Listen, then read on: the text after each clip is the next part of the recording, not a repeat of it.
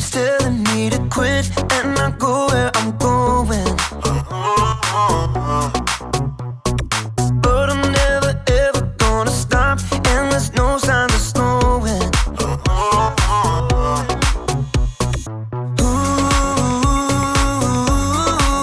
now moving backward. Ooh, I'm moving forward. 'Cause you give me the power to never give up. You give me your power when it's more than enough. I made my decision, quitting's not an option.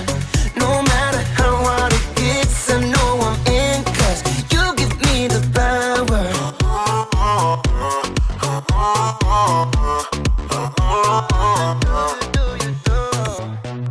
I'm committed to your plan, so I'll follow all of my days.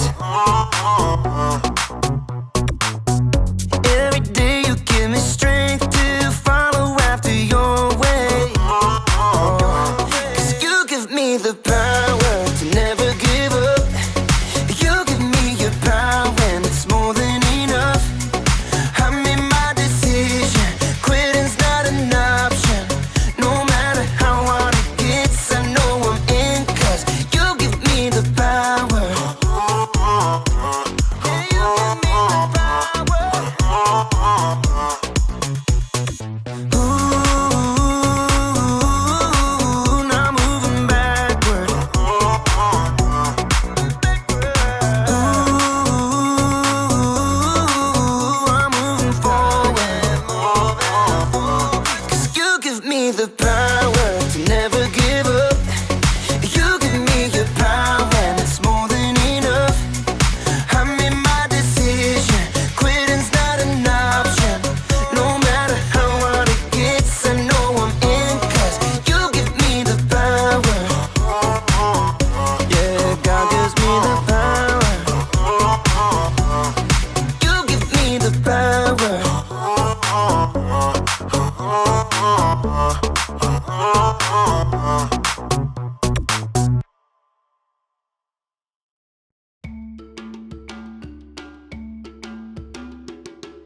Welcome to Story Lab.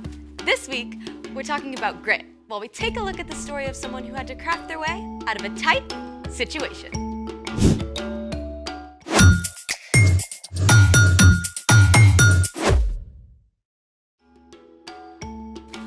Hey, I'm Sebastian. And I'm Skylar. What does grit mean, Skylar? Grit is refusing to give up when life gets hard. I think I deserve a grit award. What for? Yesterday, my little cousin lost her tooth swimming at the Y. I spent half an hour diving for it. I found it for her. That's very gritty. It was at the bottom of the deep end. So weird. When we swim, our teeth float with us, but a tiny tooth by itself? Sinks. I think this calls for a float challenge. Let's try it. It's water. What should we test to see if it floats? I've opened up the chat for suggestions. Fluffy cookie wants us to try pumpkin. Do we have a pumpkin?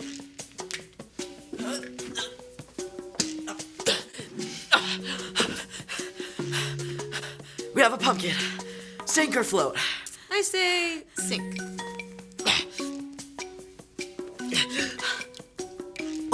It floats? No way. This is insane. How? It's like a watermelon, basically. Kinda like that. Hold on. What's this?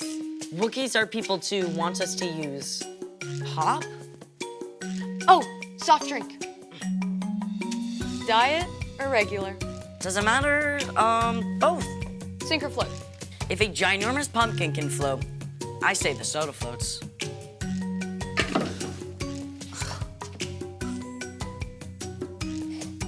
What? Diet floats, regular sinks? They're the same size can with the same amount of liquid.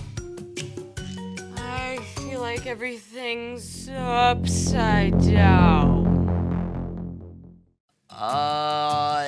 Do we have time for more? Speed round. Soap. Soap.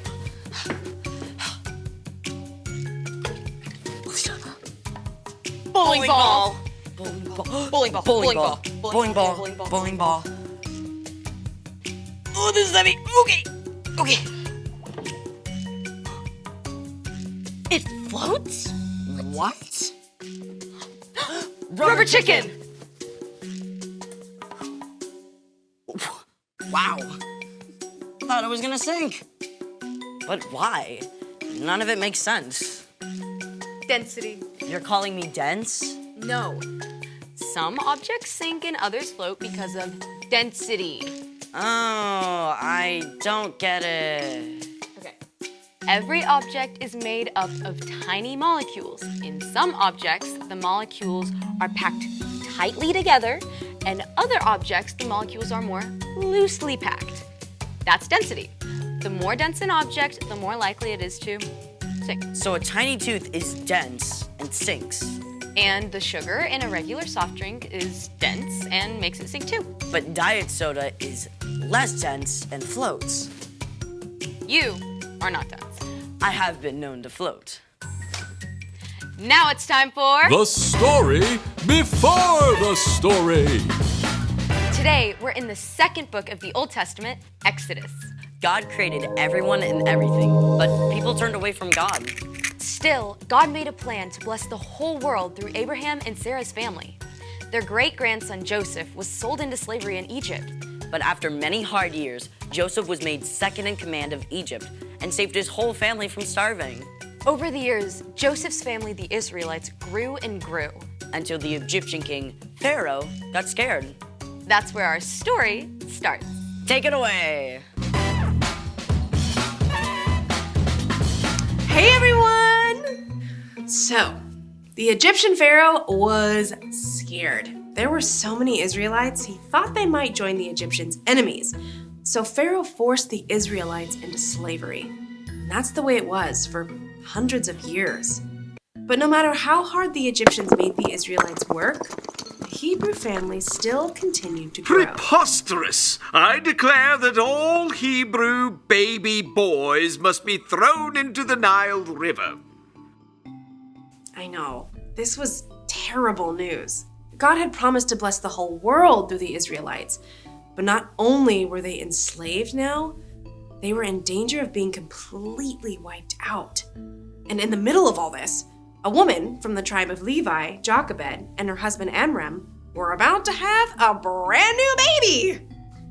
Where does this part go? So insert part F at right angles with part M before locking part Z. Pyramids have got nothing on crib assembly.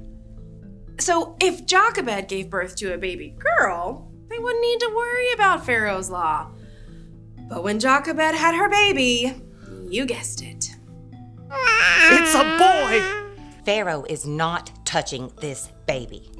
So for 3 months, Jochebed and Amram and their daughter Miriam hid the new baby boy.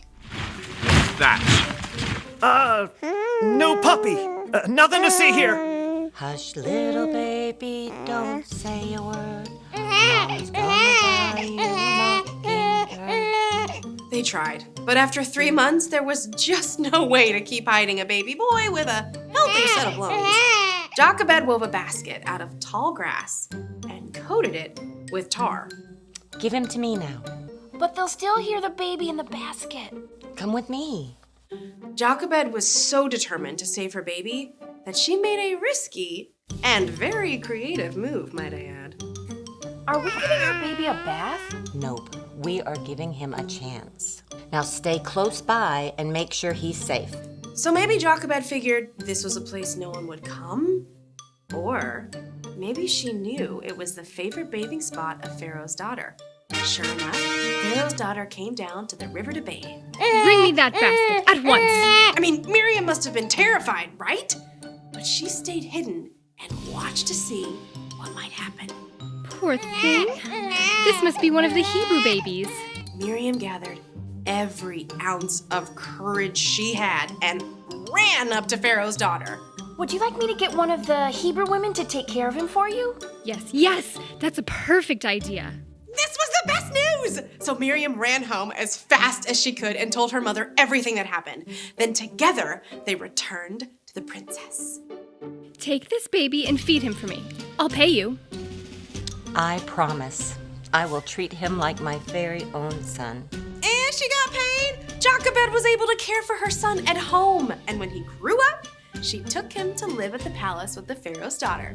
The princess called him Moses, a word that meant to draw out, because she pulled the baby out of the water. Get it? The end. That's amazing. I mean, there's no way Moses' mom could have known her baby would be safe. Yes, but Amram and Jochebed didn't give up. I mean, they held on. They didn't know what to do, but they got creative, and they took the next step. So what's our part in the story? Well, things in our lives can feel really big and difficult too. Yeah, I got assigned to this group project at school, and I had no idea where to start. I just wanted to quit the whole thing. What happened? Well, I prayed about it and asked for help. And eventually everyone joined in, and it actually turned out okay. See? Yes! When you aren't sure what to do next, ask God for help. We can also think about how we can follow Jesus during difficult times. We can start by loving God and loving others. Whether it's a friendship in trouble or a fight with your parents, you can hold on. Stay with it. God will be with you, even when things get messy. I think you guys got it. I'll see you next time. Bye. Bye. So here's the thing. Hold on, even when you don't know what to do. That's how grit grows. Sink or float? Sink. It floats. Thanks for joining us in the Story Lab. We'll see you next time.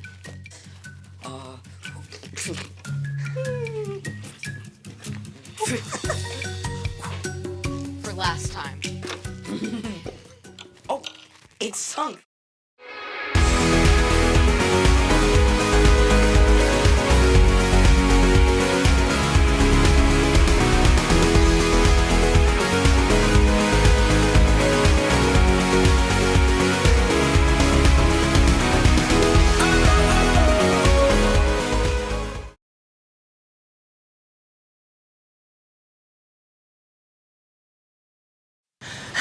I told you I'd beat you. Yeah. Not bad for a beginner, though, huh? My safety harness. Ah! Oh no! My rope came undone. What? It's slipping. No. Oh no! It came undone. No. I can't hold on. I'm slipping. Ah! No. I got you. Just hold on. No. Just hold on. I can't. I'm slipping. No. Why did you eat those Funyuns for lunch? Slipping! No!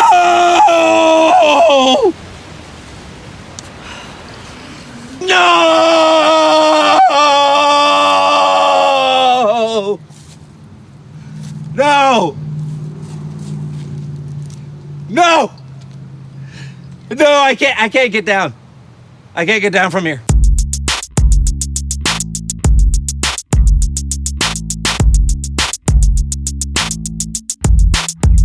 Hey, well, hello, all you guys and gals. You hep cats. You rad young men and women. You hipsters without beards. Yeah. I'm John. And I'm Brandon, and this is the So-and-So Show. I have a question. Oh, well, fire away, my friend. Do you think I have grit? Grit? You mean like grits, like the breakfast food? No, not like the delicacy of the American South? No, not like the delicacy. Hey there. Do you like eating things with no flavor that resembles a bowl of lumpy phlegm? Well, then you're in for a treat. Nothing satisfies my appetite like a bowl of corn porridge ground up so fine it's like eating fluffy sand. Grits! Just pour yourself a bowl of finely ground maize. Add some boiling hot water. Stir. You got yourself some bona fide grits. Grits! It's not just for street gutters anymore. Yum!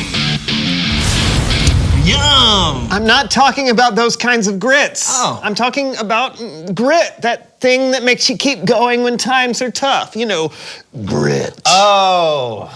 Do I have grit? No. No. But you know who does? Who?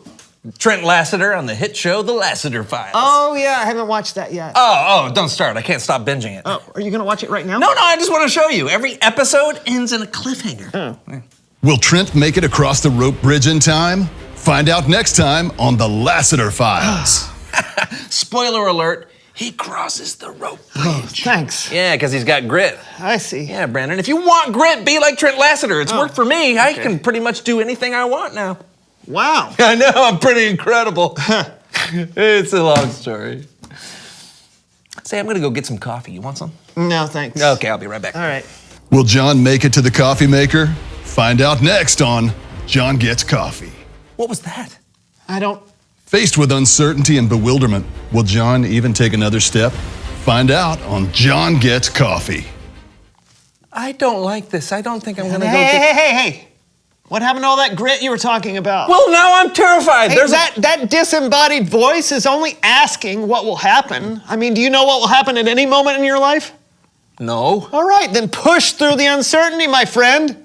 I believe in you. Oh, okay. Yeah. I'm gonna take a step now.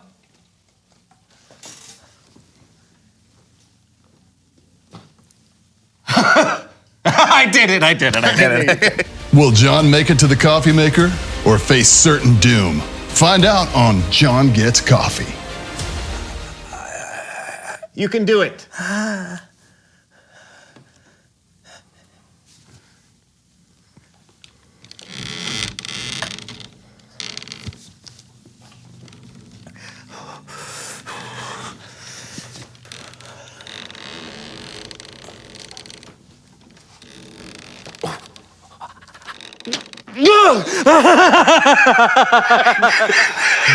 I did it!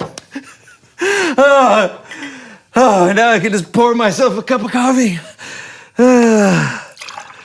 Oh, yeah. Can John take a sip of coffee without spilling it on himself? Find out on... Yeah, John Gets Coffee, we know. John, can you do it? I think so. I'm here for you, buddy. Here goes.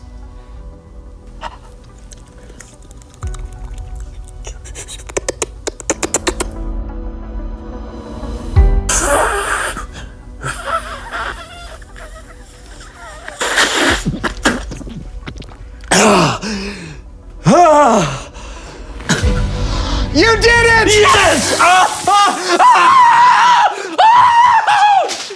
Will John be back in time for this week's Bible story? Find out on John Gets Coffee. It's Bible story time with Kellen. Ouch! Ouch!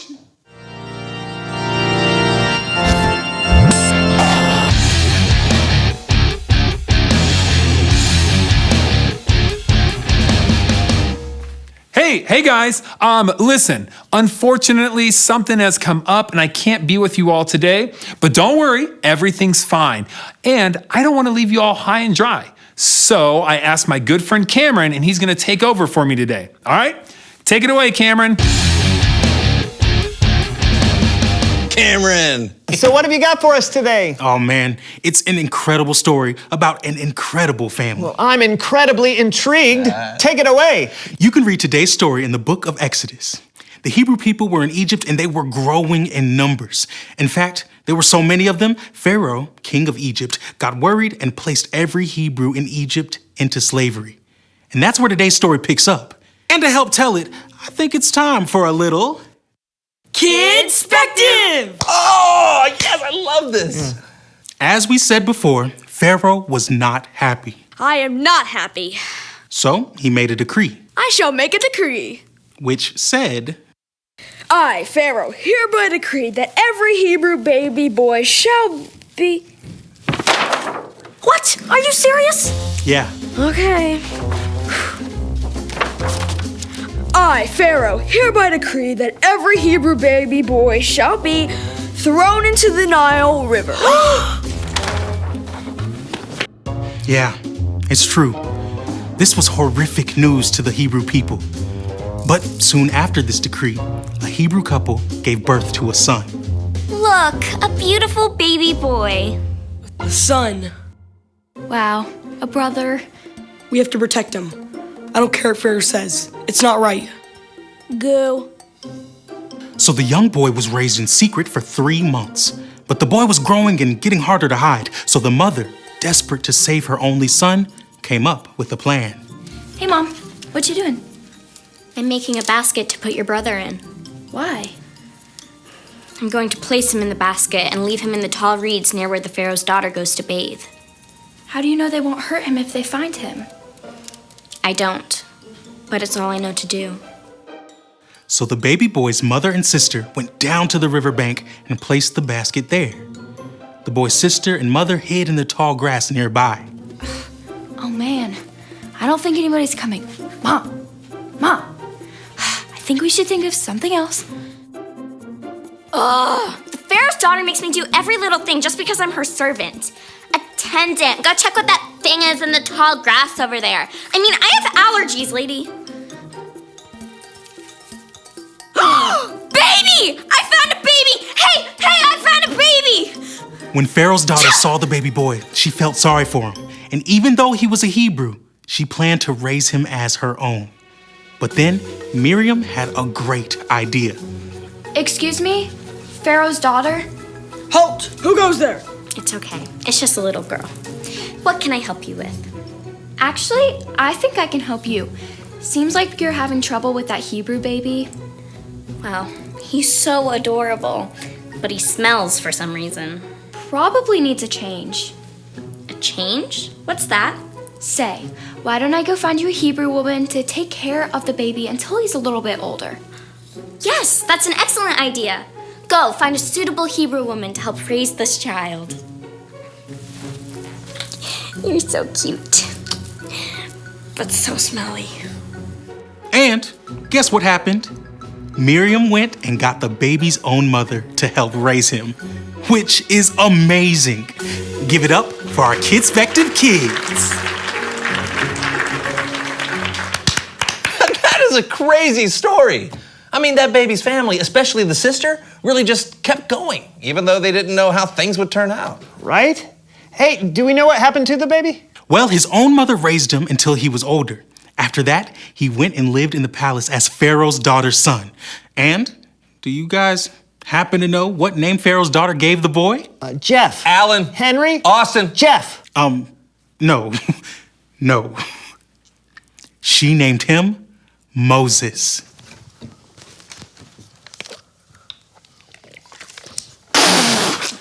What? Right. The Moses who would go and lead the Hebrews out of Egypt and slavery. Isn't that cool? Man, I bet Moses' parents had no idea who their son would become. You're probably right. But it just goes to show being unsure about how something will turn out doesn't mean you shouldn't keep trying to find a way to do what you know is right. Plus, we have a Savior in Jesus who knows how everything will turn out. If there's anyone we can follow when times are difficult or unsure, it's him. Great story, Cameron. Bye, man. You bet, fellas. Wow. So I think we've learned a very valuable lesson today. Oh yeah? What's that? Well, will John be able to say what he's learned, or will he freeze under the pressure? Find out on John Gets Coffee. Don't let the voiceover guy stress you out. Reveal the question. Oh.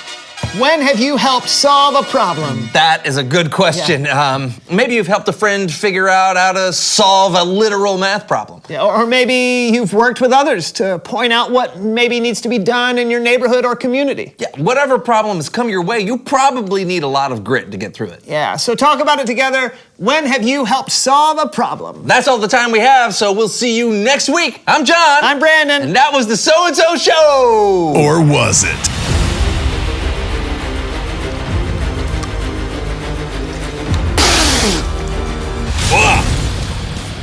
Sticks to your ribs.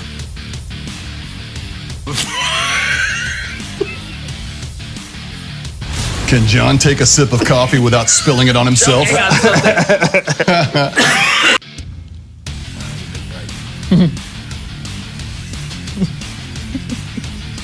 Come on, finish it.